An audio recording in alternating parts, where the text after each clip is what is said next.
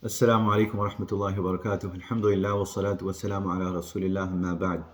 So this is my first video on this series on feminism. I want everybody to follow this very carefully. I'm going to be dropping a video on Monday and Thursday, so I want you to look for it and try not to miss a video, because if you miss something in the middle, it may not make sense. So it's not easy to just I don't want to make like one video like a million hours and just explain everything. I want to do this over time. So inshallah, I'm going to be doing short clips, and I want everybody to follow along and leave your comments, whatever you don't understand, put it down below, and I'll explain inshallah, in the next video, or I'll respond in the comments. So let's dive straight into it. Let's start with the basis of feminism, the premise, which is the equality of the sexes, that men and women are equal. So the first thing we have to attack and question this premise: what does it mean to be equal, right? Equality is when you can replace one thing with the other. So for example, if I say 2 times 2 equals 4, it means they're the same thing. If I take one out and use the other in place of it in some formula, the result is gonna be the exact same. There's no difference between 2 times 2 and 4, which is true. So is that the same with men and women? Are men and women exactly the same? Are there no class differences? Are there no differences between them as categories? Physically, biologically? Of course, we know that's not true. We know that through empirical studies, as well as through just our human experience. We know that this is not true. So men and women are inherently different, and they are not equal. That's ultimately the fact that debunks the entire argument of feminism, the entire ideology. So now the problem is people immediately say that, oh well, you think men and women are not, they're not equal, so that means you think men are better than women, or so on and so forth. But when you say better, how do you even define better, right? Better has to have a context. So just because like you're what is how do you define someone as better than the other, right? There's no one way if you're talking about this world, right? But as Muslims, we believe better is only defined through one thing, right? Inna akramakum indallahi atqakum. That the thing that makes you better is the more taqwa that you have, the more fear of Allah that you have, and the higher that you reach in Jannah through your good deeds. So being better is not something that that is that can be evaluated in this world, right? So if you say, oh well, being better is being more powerful, being more wealthy, and having more influence, then Fir'aun was better than Musa, right? But we know that's not true. Musa alayhi salam was better than Allah, than Fir'aun in the eyes of Allah subhanahu wa ta'ala.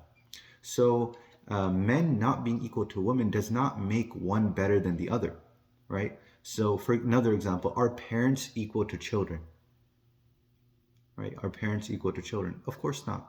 Parents have more experience. Parents, parents are, they're responsible for their children. But does that make the parents better than their children? No, you can have children who are better than their parents, right? So I want to draw your attention to one beautiful ayat in the Quran, where Allah beautifully illustrates how the different roles that the different members of the families have. So in Surah Yusuf, Allah says, إِذْ قَالَ يُوسُفُ لِأَبِيهِ يَا أَبَتِ إِنِّي رَأَيْتُ أَحَدَ عَشَرَ كَوْكَبًا وَالشَّمْسَ وَالْقَمَرَ رَأَيْتُهُمْ لِي سَاجِدِينَ. Yusuf alayhi salam, when he was young, he told his father that I saw a dream in which the sun, the moon, and 11 stars were making sajda to me. They were prostrating to me.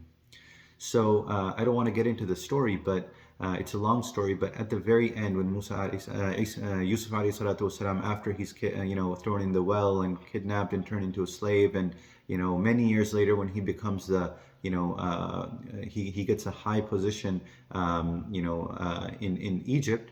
So eventually his father, mother, and his 11 brothers come, and he brings them to Egypt from Jerusalem. And then وَرَفَعَ أَبَوَيْهِ عَلَى الْعَرْشِ وَخَرُّوا لَهُ سُجَّدًا. So all of them, all 11 brothers, the father, mother, they do sajda to him, right?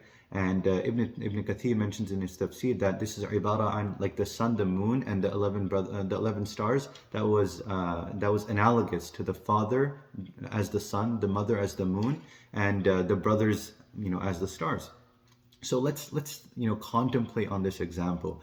The sun, the father is being compared to the sun. Why?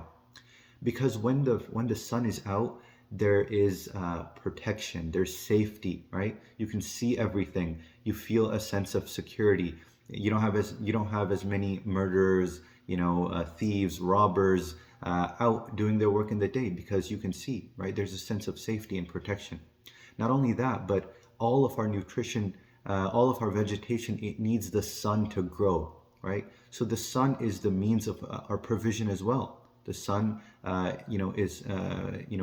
provides for us, because as we know, vegetation can't grow without sunlight, right? So similarly, the father, he's responsible for protection, right? The father is responsible for provision, for providing for his family. And not only that, when you can't look at the sun directly because of the tremendous amount of light it has, which signals that the father has a lot of respect. It doesn't mean you can't look at him directly, but generally there's a level of haya and modesty in front of the father, right? And versus when the moon, which is analogous to the mother, when you look at the moon, then you see that the moon is when the moon is out, it's serene, it's calm, peaceful, and the moon has a monthly cycle, and similarly the mother has a monthly cycle, right? And when you look at the moon, then the stars are twinkling and shining, so it shows the closeness between the children and the mother, right?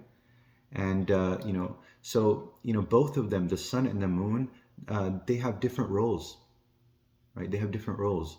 Whenever there's an eclipse, you can't see the stars, because when the sun and the moon try to mix their roles, then the stars, like the children, they're the first ones who lose, right? So the sun and the moon, can you say they're equally important? Of course, you can say they're equally important, but are they equal, right? They're not equal. Is the number 5 equally important to the number 8? Of course. But are they equal? Is 5 equal to 8? No. But we need both 5 and 8 for the numbering system to work, right? For all of arithmetic to make sense, we need both of those numbers. They're equally important, but they're not equal, right? So every role, right? Every role has its importance, right? Every role has its importance. But that does not mean that the people occupying those roles are equal. So the whole premise of feminism, that men and women are equal, it's a false premise, right? And we can see that in the way they evaluate it, right? They assume that there's no differences, between men and women, that they would want the same thing, and ultimately, the outcomes should be exactly the same. You'll see many articles that say, oh well, we still have a long way to go to bridge gender equality. There's still only like a few percent of women in STEM, and it's overwhelmingly dominated by by men. So we have to bridge this. So it should reach close to 50-50. So this all assumes that there's no inherent difference, biological difference between men and women that steers them to different directions, that causes them to have different interests, right? So one is obvious, the physical differences, right? The physical differences between men and women. Men are stronger, men are more built, right? If you look at the 100-meter dash in the Olympics, the world record for the 100-meter dash for women, it's not even enough to qualify for the men's 100-meter dash, right? We're not talking about like we're talking about to qualify, right? You can't, the world record for women cannot even qualify for for the men's 100-meter, and that's fine, because Allah subhanahu wa ta'ala created women differently for a different role, right? So their body, it has advantages for its role, and men's body has advantages for its role, and it's not advantaged to fulfill the role of a woman, and a woman's body is not advantaged to fulfill the role of a man, right? And that's totally fine. So inshallah, I'll be making more videos. So inshallah, drop your comments And let me know any questions you have, anything you want me to address, and I'll address them in future videos. Jazakumullah khair. Assalamu alaikum wa rahmatullahi wa barakatuh.